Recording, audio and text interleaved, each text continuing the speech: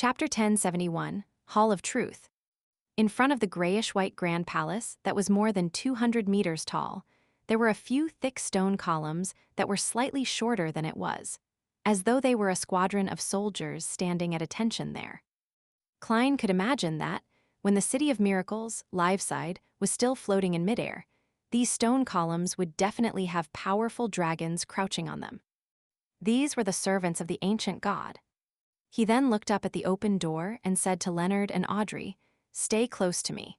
Once an accident happens, I'll immediately take you out of the book world and return directly above the gray fog." This was the main reason why Klein dared to explore the area. Okay. Audrey and Leonard didn't try putting on a brave front as they walked to Klein's side and walked alongside him. Relying on their spirit body's flight ability, the trio passed the stairs and entered the palace through the exaggerated and magnificent door. The first thing they saw was a wide space that was enough for multiple dragons to roll around freely, as well as an ancient stone pillars that seemed to prop up the sky. On the two sides of the hall, there were colorful and beautiful murals.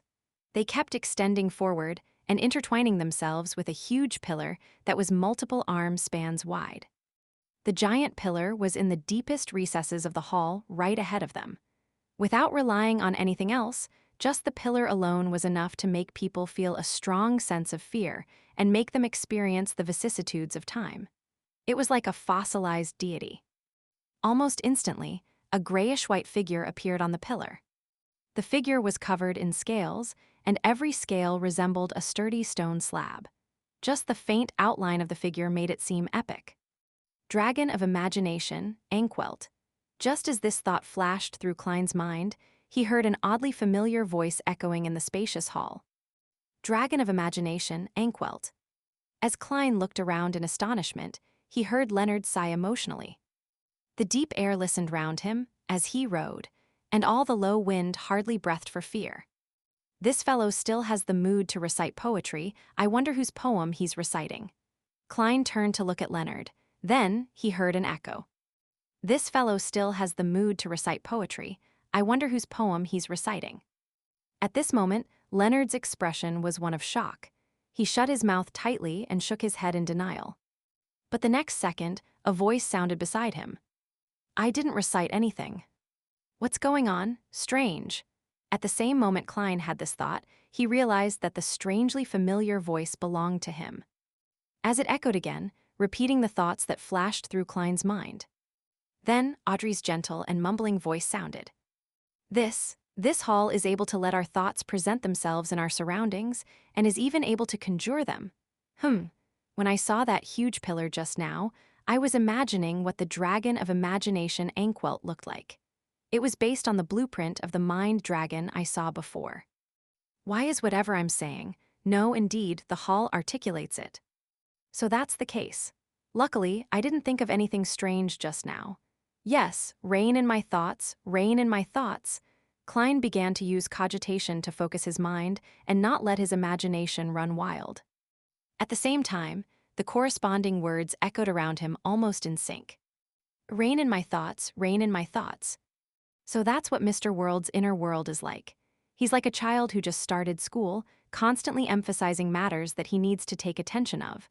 Also, the image for his cogitation is actually layers of spherical lights. It's so beautiful. No, I'm not thinking of this. I'm not describing you like this. Mr. World, I'm serious, thoughts kept appearing as she finally couldn't help but curl her lips. As for Leonard, the voices around him were already echoing with ha-ha-ha. These two fellows, no, why am I using fellow? Be polite, be more polite. As Klein listened to his thoughts, he sighed helplessly. This place is very suitable for playing truth or dare. Perhaps it should be called the Hall of Truth. What game is that? Audrey didn't need to open her mouth to express her doubts. It was probably invented by Emperor Roselle. I have to be careful not to think about things I shouldn't think about. Seriously, it's too difficult to reign in random thoughts without the use of cogitation. As Klein replied, he habitually warned himself, only to have the hall ruthlessly betray him again. This time, Audrey laughed and said, "Ha, Mr. World actually has such a side to him. I actually failed to read it in the past." Ha, to think you're experiencing such a day, Klein. No, what did I say? Leonard suddenly raised his right hand and covered his mouth. Unsurprisingly, he heard Miss Justice's question. Klein, and assert in someone's complaint. Perhaps only turning them into marionettes can stop these fellows from having wild thoughts. Wait, what was I thinking? Phew, calm down, calm down. Klein took a deep breath and began to focus his attention on the matter itself. Let's take a look at what the murals describe. In ancient times, murals were very important methods for recording memories. They often contain plenty of information. At the same time he made the suggestion, he heard Audrey's inner thoughts laugh and think. Klein, is this Mr. World's real name? No, no, don't think too much about it. Mr. World will be angry. No, I think it's more likely for him to feel embarrassed. No, no, this is all Lie's fault. Mr. World, please believe me. Phew, calm down, focus, focus. Using the spectator pathway's ability to control her emotions and thoughts, Audrey gradually reined in her thoughts and cast her gaze on the mural on the right. Compared to them, Leonard's ability to control his mind was slightly weaker. There were still plenty of random thoughts resounding around him.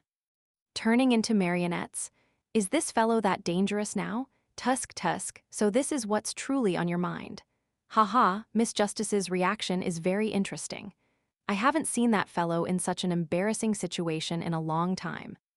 When Klein and Audrey began seriously looking at the murals and were exchanging their thoughts through the stirrings in their hearts, only then did Leonard gradually calm his thoughts and focus his attention. The mural on the right depicted historic developments. There was a scene of human construction, scenes of snow-covered plains, war and migration, various nations and cities, as well as towers and fruits that represented zero communication barriers. It was obvious that these murals started from the entrance and ended at the Dragon of Imagination's throne. Towards the end, Klein suddenly noticed a familiar figure. It was a gigantic dragon with bluish-blue eyes and ice crystal scales. It was the king of the north, Ulyssan. The book world's development is based on these murals. As Klein's thoughts were exposed, he quickly looked back and found many blurry-faced adventurers hunting the frost dragon before opening a door to leave. The snow and ice melted before flourishing cities like Pesot appeared. They then discovered the weather turning cold, implying an end in which a new story was about to unfold. The contents of the murals will become reality in this book world. Audrey couldn't help but have such a thought. This mural looks very ordinary. It's not even as good as the works of street artists, as expected of the Dragon of Imagination's residents. Is this the power and authority of an ancient god? Leonard similarly had poignant thoughts. It's possible. Before Klein could give a more tactful reply, he heard his own voice.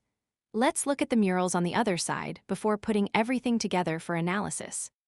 Leonard and Audrey didn't object and followed him to the other side. During this process, they realized that even their spirit bodies couldn't fly in the palace. As the murals were huge, it didn't take much walking before the three of them could see the corresponding content. The first mural near the entrance made Klein's pupils suddenly dilate. In the mural, a giant with blurry looks, grayish-blue skin, and a single vertical was holding a hard-covered book in his hand. Klein heard his own shocked and hesitant voice.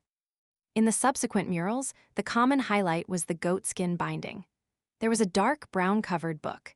It was obtained by the elves. The words on its surface changed. It was being put into a collection. It was obtained by different people, and it kept exchanging hands until it flew above the clouds and came to the cosmos where it landed on a gigantic claw. In the next mural, the book seemed to have nothing to do with the scenes in front. It suddenly appeared over the surface of the sea and stayed inside a blurry ship. In the penultimate mural, it was taken away by a man wearing a top hat before he left that ship. The next mural was located behind the gigantic pillar suspected to be Dragon of Imagination Anquelt's throne. It depicted that the book from before met a classic quill. At this point, all the murals came to an end. 008, Leonard's shocked voice echoed in the hall. The Dragon of Imagination wants to create a set with the book and quill. What will happen? When dealing with Nsi Zangwill, this scene almost appeared. But ultimately, it didn't happen because the book landed in my hands, before I sacrificed it to Mr. Fool. Otherwise, Adam was already prepared against it and deliberately provided some help. Oh right, previously while inside Grossel's travels, the moment the ascetic mentioned the angel of imagination Adam, the frost dragon attacked the camp. It was because the book itself didn't allow him to finish his sentence, or had Adam heard his thoughts which became a connection for him to see and cast his gaze over, stirring up a certain reaction. Klein's thoughts wandered before sounding it out loud. During this process, he could only control himself to treat the fool as another existence. At the same time as he spoke, Audrey's thoughts appeared. The contents on this mural will become reality in the physical world. Adapted from Tennyson's Godava.